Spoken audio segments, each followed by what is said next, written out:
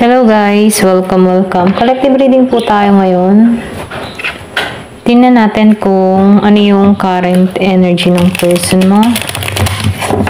Be open-minded po, hindi po halos lahat makaka-resonate, kaya piliin nyo na lamang. And thank you nga po pala sa mga nag-subscribe, lalo na po sa mga bumabalik. Marami pong salamat. Give me the message for collective. Ano yung current energy ng person mo? Give me the message for collective. Ano yung current energy ng person mo?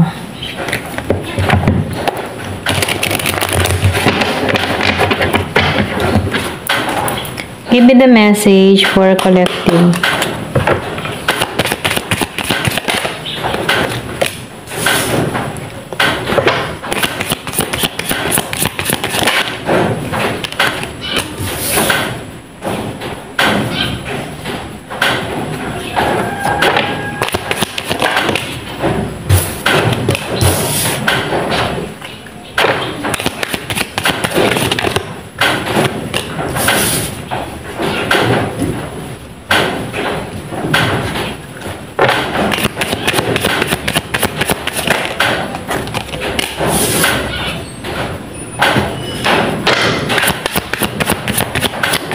Nakikita ko dito, no? Meron kang person dito na Virgo. Meron din Capricorn and Taurus. Merong Gemini. Merong Aries, Leo, Sagittarius. Merong Aquarius, Libra.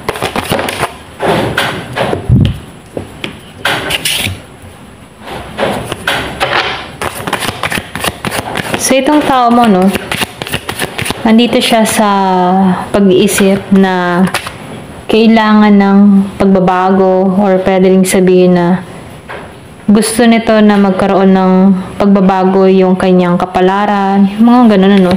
Kasi nakakaranas to ngayon ng matinding pagsubok or pwede rin sabihin, alam mo yung tipo nag-isolate to, okay?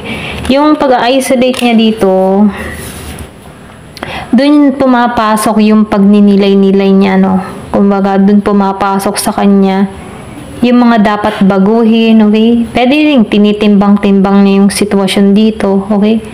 Meron ka din kasi ditong tao na nawala. Ay, minsan nawala, ano yung bang tipo na nawala ng direksyon, okay? Kumbaga, hindi niya alam kung saan siya tutungo, okay? Kumbaga, feeling lost sa isang sitwasyon, sa mga pangyayari na kinakaharap niya. Pwede rin sa pagsubok or pwede rin sa mga bagay-bagay na nararanasan niya sa panahon ngayon, ano. Pero ganun pa man, nakikitaan ko rin dito na nakakaramdam to ng lungkot, okay? Kasi, alam mo yung tipo na hindi niya akalain na ganito yung sasapitin niya dito, okay? Pwede rin sabihin na, ayun nga, feeling failed or feeling lost siya dito, no? Hindi niya akalain na ganito yung kahihinatnan or ganito yung magiging resulta sa mga ginawa niya sa'yo, okay?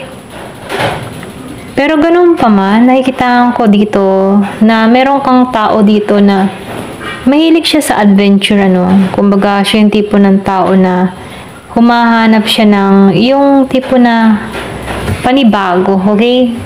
Panibagong sigla. Gusto niya ng ganun, okay?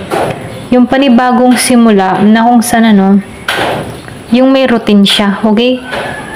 So, nakikita ko dito, meron kang tao dito na mahilig sa mga happy-happy, okay? Or pwede rin na gusto niyang i-enjoy yung buhay niya, okay? Kaya lang, gusto niya itong i-enjoy, kasama ka dito. Kaya lang, dito nag-iisa siya. Ito lang nafe-feel ko, no? Meron ka ditong tao na nag-iisa. Namimiss niya yung ikaw, okay? Pagiging mong, yung nagkakaroon ng flavor yung buhay niya dahil sa'yo. Ito lang yung nakikita ko, no? Kasi maybe ko yung tipo ng tao na energetic, masigla, malakas, tapat ka, hindi ka nawawalan ng pag-asa. Kahit may mga problema ka, patuloy lang ang buhay, okay? Namimiss niya yung ganun energy, yung light mo, ano? Hinahanap niya yun, okay? Kumbaga, ngayon, nakakaramdam to ng pagkaligaw, okay? Feeling lost sa isang sitwasyon. Pwede rin meron kang tao dito na nakakaranas ng mga pagsubok sa buhay, problema, mga ganyan na kung saan, hinahanap niya yung energy mo na parang may kulang sa kanya. Kasi ikaw yung nagbibigay ng sigla dito sa tao na to, ay ngayon ay wala na, okay? So, nakikita ko dito, nagbabalak tong kitain ka, nagbabalak to na gusto niya magkita kayo, sa madaling salita, Gusto niyang makita ka, masilayan ka, okay? Gusto nito na tumawag ka sa kanya. Kung madalas mo makita yung 222, nagsisenyalis to na tawagan mo siya, miss ka niya, okay? Nagpapahiwatig to ng gano'n na gusto niya maging balance ang lahat, okay? So, nakikita ko rin dito, yung iba sa inyo, meron ka ditong tao na pinagsamantalahan ka, yung kabaitan mo, yung pagiging mong totoo sa kanya, okay? Kilala ka ng tao na ito na mapagmahal, mapag-aruga, matulungin, likas na sa'yo yung ganun at alam niya yung pag-uugali mong ganito. Kaya itong tao na ito, dumating sa point na pinagsamantalahan niya yung ganung katangian mo, Kasi ikaw, yung tipo ng tao na bihira or pwede rin sabihin, kakaiba ka, may unique ka, okay? Ganun kanya tingnan. Kaya lang, dahil meron siyang nagawa dito, na imbis na suklian niya yung pagmamahal mo, pinagsamantalahan niya to, okay? Ito rin nafe-feel ko. So, meron ka ditong tao na broken ngayon, okay? Pwedeng nakakaramdam to ng mga pagsubok, meron siyang nararanasan dito, pwedeng may sakit, or pwede rin sabihin na hindi maganda yung kanyang trabaho, yung lagay ng kanyang kapirahan, mga ganun, So, nakikita ko dito, feeling broke sa isang sitwasyon na kinakaharap niya ngayong sitwasyon na to, okay? Kung ano man yung kanyang dinadala ngayon, feeling broke siya, okay? Hindi niya alam kung saan siya tutungo, hindi niya alam kung ano yung mga dapat gawin, okay? So, nakikita ko rin dito, may pagka-greedy din to, Yung sinabi ko nga kanina, pinagsamantalahan niya yung kabaitan mo, okay? The more nagbibigay ka sa tao na to, the more lang siya na take ng take. Siya yung tipo ng tao, na, alam mo yung tipo na ikaw, binigay mo yung lahat, yung kaya mong ibigay sa tao na to. Pero, hindi niya nasuklian yun. Bagamat, tinik advantage niya pa yun, okay? Kumbaga, likas na sa'yo yung mapagbigay, kahit sa mga kaanak mo, sa kaibigan, likas na sa'yo yung mapagbigay ka, hindi ka madamot. Kumbaga, nature mo na yun, okay? So, nakikita ko rin dito, siya ngayon, meron tong mga ginagawa, nag-overthinking to, nag-iisip, ganyan. Hindi niya alam kung ano yung gagawin, hindi niya malaman kung anong direksyon ang tutunguhin niya. Hindi hirapan siya makapagpasya.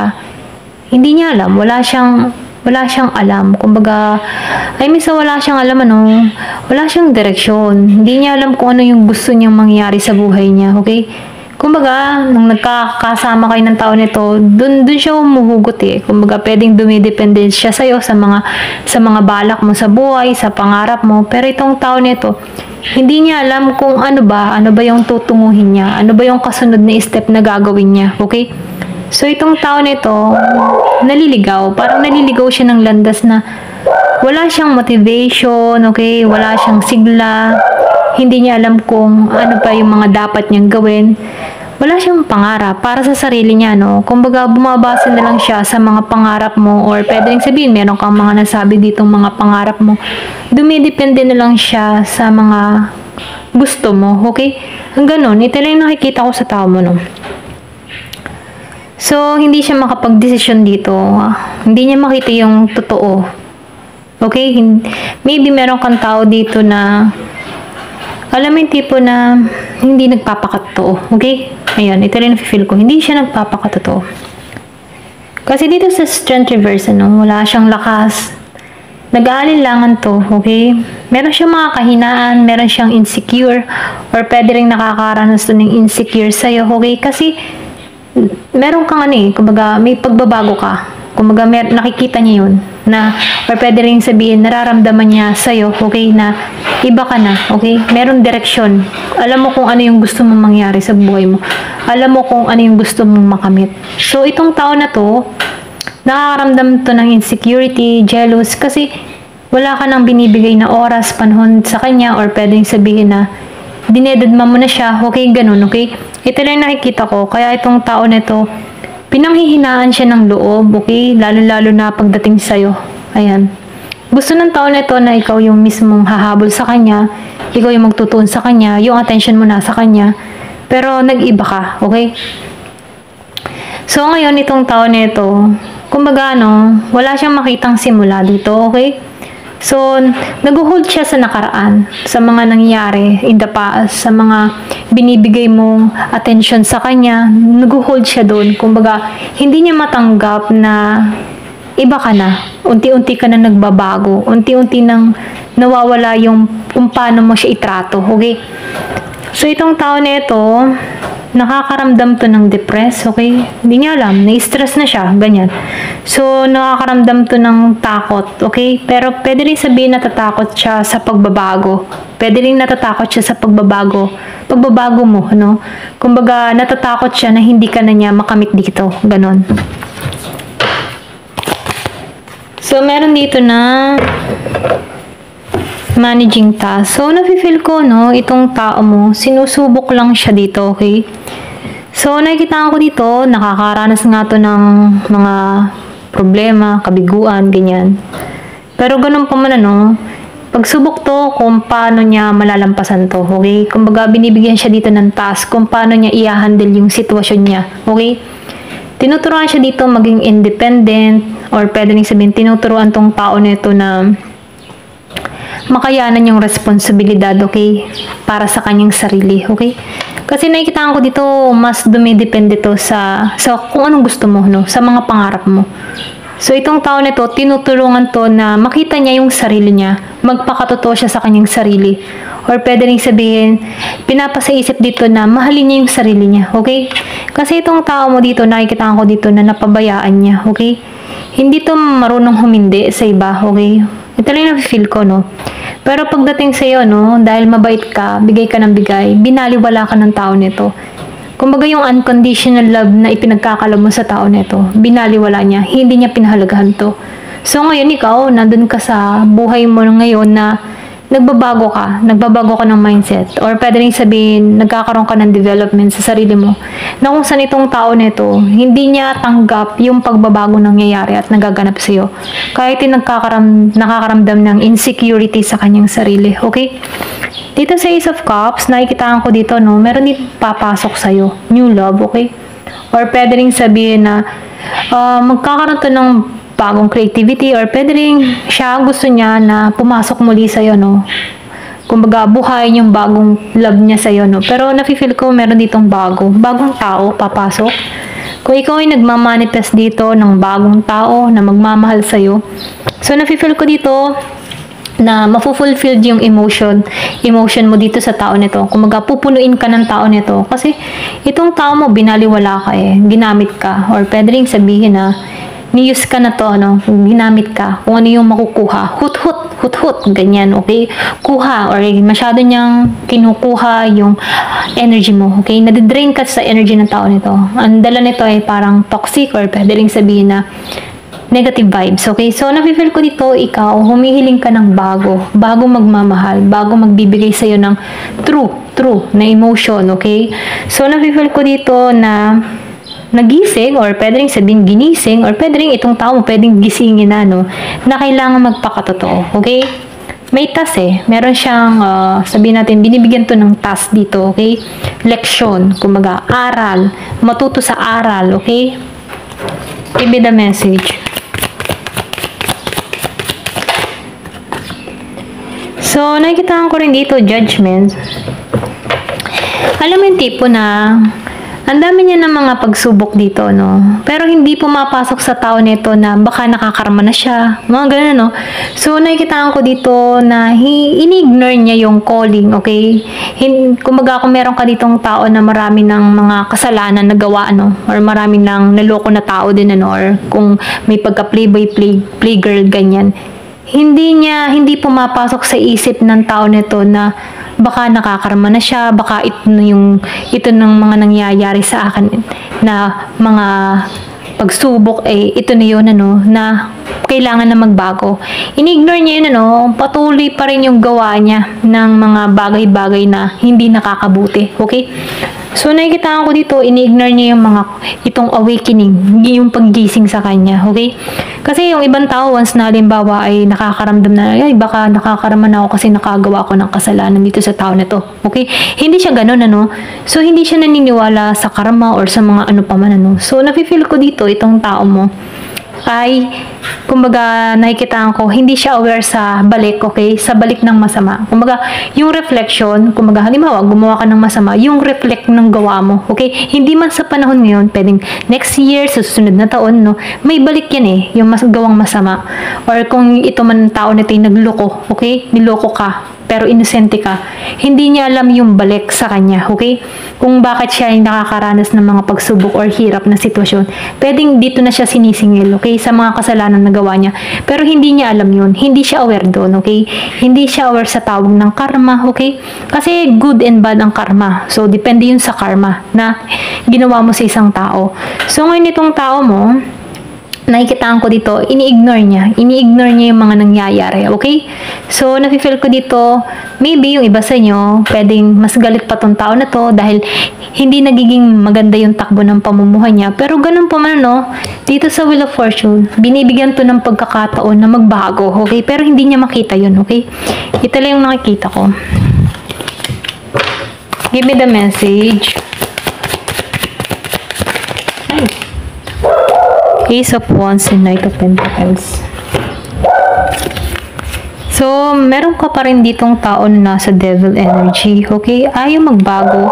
Selfish to, okay? Makasarili. So, gusto niya, sa kanya papabor ang lahat. Gusto ng tao nito na, alam mo yung tipo na, gusto niyang hawak ka, ganun, okay? So, itong tao nito, meron tong mga nangyari sa kanya sa pera niya or investment niya, okay? Hindi naging maganda yung takbo ng kanyang kaperahan dito. May pagbagsak na nangyari dito, okay? Or pwede rin sabihin, pwedeng nagkaroon to ng problema sa pera or merong sakit or pwede rin yung nakakaubos ng pera, okay? Merong pagkatalo or sa sugal, mga ganun, no? Kung meron kang mga tao kung meron kang person dito na may mga bisyo, okay? So, meron ditong nawala sa kanya, okay? Na kung saan itong tao na to lumagapak, okay? So, nabibigil ko dito, itong tao mo, selfish. Andito siya, masyado siyang dark ang energy niya, no? Hindi niya nakikita yung light, okay? Hindi siya nagkakaroon ng pangunawa sa mga nangyayari sa kanya. Sarado yung kaisipan niya dito, okay? So, nakikita ko rin dito na meron siyang addiction. Meron kang taong materialistic, okay? Or pwede rin sabihin na may pagka-playful.